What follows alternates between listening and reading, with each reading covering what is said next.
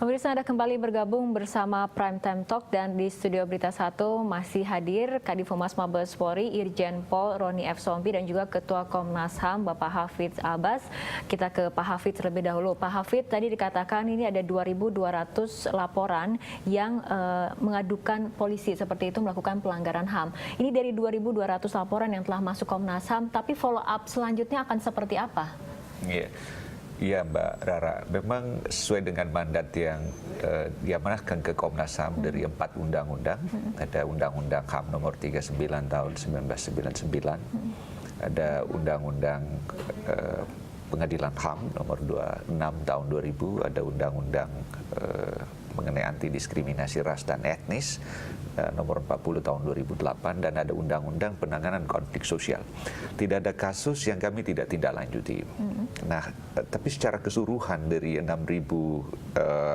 527 kasus kemarin, kami dapat menyelesaikan 3.572 kasus. Menindaklanjutinya, kami melakukan pemantauan ke lapangan dan ada kasus-kasus yang kami mediasi gitu. Ada juga yang lebih sifatnya persuasif, pendekatan preventif, ada pendidikan, pelatihan segala macam. Nah, khusus untuk kasus-kasus yang diadukan oleh masyarakat yang terkait dengan Mabes Polri, teman-teman di jajaran Polri, baik di Polda, di Polres, di Polsek, ini sebagian besar kami turun ke bawah, tindak lanjuti ya. Nah, misalnya kemarin ada kasus di Makassar, ada demonstrasi anti kenaikan BBM, penolakan, dan ada ketegangan antara masyarakat, ada kampus dan juga teman-teman di Polda di sana dengan seluruh jajarannya. Nah, kami juga ingin supaya masyarakat juga memahami bahwa teman-teman dari jajaran Polres, Polsek ataupun Polda ini kan juga memegang misi yang luar biasa untuk memajukan dan melindungi HAM. Jadi masyarakat juga tidak boleh anarkis. Nah, kami melakukan dialog dengan semua pihak dan memediasi ini supaya ke depan tidak terulang lagi. Nah, jadi kami juga menyampaikan simpati yang sangat khusus kepada teman-teman di Polri yang terus menjalankan tugasnya dengan baik, dan mudah-mudahan ke depan ini lebih lembut, komunikasi ini lebih lembut. Pak Roni sendiri bagaimana kemudian polisi nantinya akan menindaklanjuti dari laporan yang ada di Komnas HAM? Ya, tentu Polri akan berusaha jemput bola ya. Karena sejauh ini Komnas HAM kan langsung menindaklanjuti ke lokasi-lokasi sesuai dengan laporan. Mungkin saja Mabes Polri tidak ada tembusan, jadi kita akan berusaha menjemput bola, mencari data tersebut untuk kita lakukan tindak lanjut perbaikan. Nah, namun demikian ke depan kita perlu berpikir secara komprehensif ya tentang bagaimana mencegah. Tidak hanya kita menerima laporan saja, menunggu laporan, tapi titik krusialnya sebenarnya di mana. Nah, pertama, kalau berkaitan dengan unjuk rasa, ya kita perlu lihat hanya di Indonesia saja unjuk rasa seperti sekarang ini, ya di negara lain itu unjuk rasa ada aturannya dan jelas. Nah, kita buat undang-undang tentang unjuk rasa itu, berapa orang yang boleh, sehingga Polri tidak akan ada kegiatan yang sifatnya kemudian kita mencegah anarki massa, malah kita dilaporkan terbalik. Nah, harusnya makanya kami ingin tahu secara rinci sebenarnya laporan 2.200 itu seperti apa ya. Kemudian kedua, berkaitan dengan penanganan kasus pidana ya. Kalau memang ada pelanggaran HAM, memang Polri itu diberikan kewenangan untuk melanggar HAM. Melanggar HAM yang diatur undang-undang. Jadi kalau itu yang dilaporkan kan tidak salah. Misalnya menangkap orang, menahan orang, itu pelanggaran HAM itu. Menyita barang dan sebagainya itu pelanggaran HAM, tapi merupakan kewenangan. Yang tidak boleh adalah melanggar HAM yang sifatnya penyiksaan. Itu bukan merupakan kewenangan. Nah, tapi jika kemudian dari tubuh Polri menemukan ada personilnya yang kemudian melakukan tindakan yang memang melanggar HAM, misalnya tadi dikatakan penyiksaan ataupun kekerasan lainnya seperti itu, bagaimana sebetulnya tindakan tegas dari Polri sendiri terhadap personil? tahun 2014 119 anggota Polri dipecat dengan alasan berbagai macam alasan ya. Kemudian ada 127 kasus pidana yang kita proses. Jadi kalau dia pelanggaran HAM itu menyangkut perbuatan pidana dan terbukti, kita ajukan ke jaksa penuntut umum untuk disidangkan. Kemudian ada sekitar 444 berkaitan dengan kode etik. Ada 9.000 lebih kasus pelanggaran disiplin.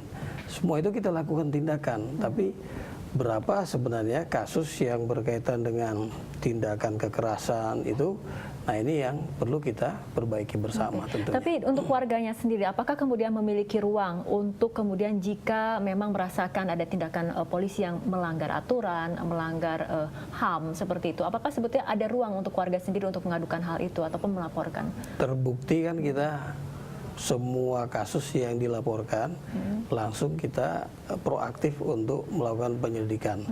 Misalnya kasus yang di mana itu Kudus, langsung kita tindak lanjuti. Beberapa waktu yang mungkin beberapa hari yang lalu terjadi di Jawa Tengah juga,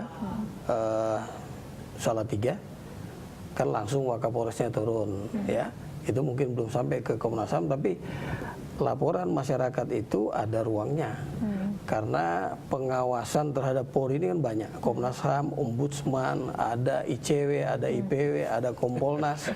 Semua LSM juga memberikan respon positif untuk mengajak Polri ini meningkat, ya, kinerjanya baik, ya. Tapi jangan juga dilupakan bahwa ada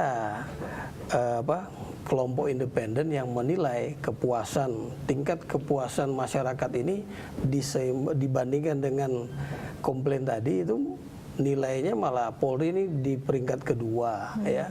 Kinerja berkaitan dengan penanganan kasus-kasus penegakan hukum juga di peringkat ketiga, ya. Artinya kita cukup baik. Dari laporan akuntabilitas kinerja Polri ini juga masuk dalam posisi 43 dari sekitar 80-an kementerian dan lembaga, ya. Kemudian ada juga berkaitan dengan reformasi birokrasi Polri, pemerintah.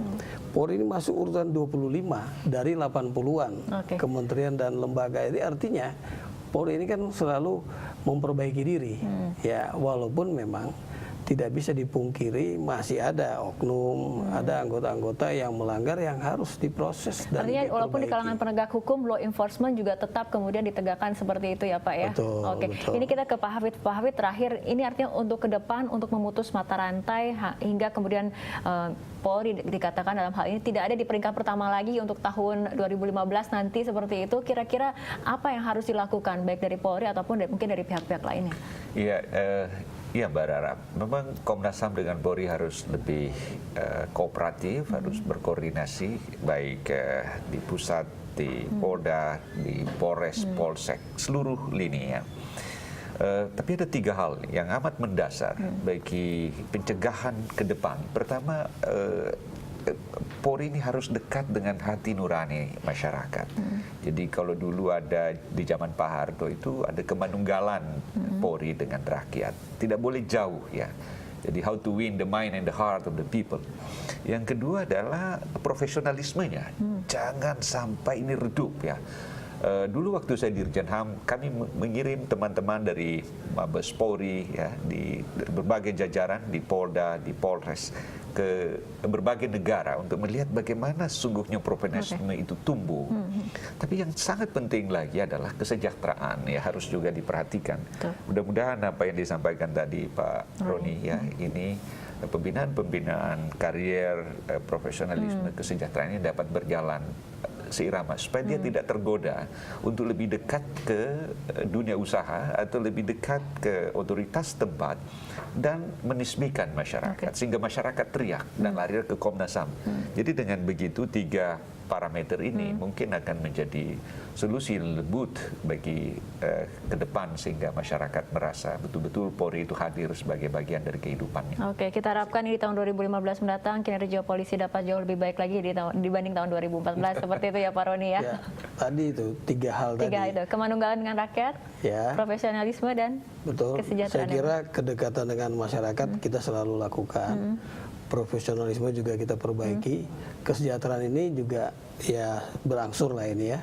Terus kita perbaiki sehingga tidak ada alasan anggota Polri untuk melakukan hal-hal yang dicari kambing hitamnya lagi ya. Gitu. Ini menjadi PR untuk calon Kapolri mendatang rasanya seperti itu ya Pak ya. Oke, baik Pak Roni dan juga Pak Hafid, terima kasih telah berbincang bersama kami dalam Prime Time Talk. Selamat malam Pak. Malam.